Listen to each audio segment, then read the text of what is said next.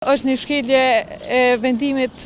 për rritjen e pagës minimale. Krejt jemi të e ditë që është një farë periudhe tu i përcjell edhe zgjedhjet nacionale edhe zgjedhjet lokale. Kosova mendoj që nuk qëndron edhe në aq mirë sa i përket pagës minimale, duke mos i ditë qito veprime, Këshillin Ekonomik Social, konsultimet me shoqërinë civile, nuk po muj me thonë direkt që është një shkelje e vendimit për rritjen e pagës minimale, po nëse nuk i ka përcjell qito hapa, atëherë nuk muj me përcaktu tash është direkt shkelje ligjore ose jo. Po vendimi për pagën minimale nuk është veç çështje teknike, është për të mirën e shoqërore, kështu që duhet mi pas parasysh gjitha qito aspekte për me marrë një vendim të tillë. Po ndarja e pagës minimale ishte bën në 2 faza, atëherë nuk më dok shumë e rrugës ndoshta me nda në 2 faza, nëse ajo është vendos për rritje të pagës minimale, atëherë le të bëhet për një herë kështu, edhe mos të kemi 2 faza të ndarjes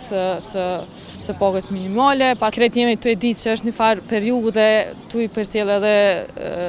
zgjedhjet nacionale edhe zgjedhjet lokale. Ndoshta edhe mundet me u përdor pak si po përdoret për shkak të zgjedhjeve edhe si fushat politike, por duke e ditë që kemi një qeveri në detyrë, atëherë nëse kjo po proklamohet si e mirë e qeverisë në detyrë, atëherë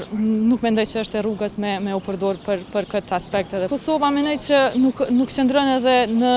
aq mirë sa i përket pagës minimale, po tash muj me përmend edhe Këshillin Ekonomik Social të Evropës, ku shumë shtete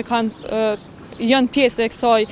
këtij komisioni, atëherë ata janë disa hapa më përpara se ne, kështu që na duhet këgja shumë punë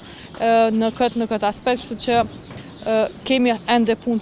për me pas një stabilitet në aspektin e pagës minimale.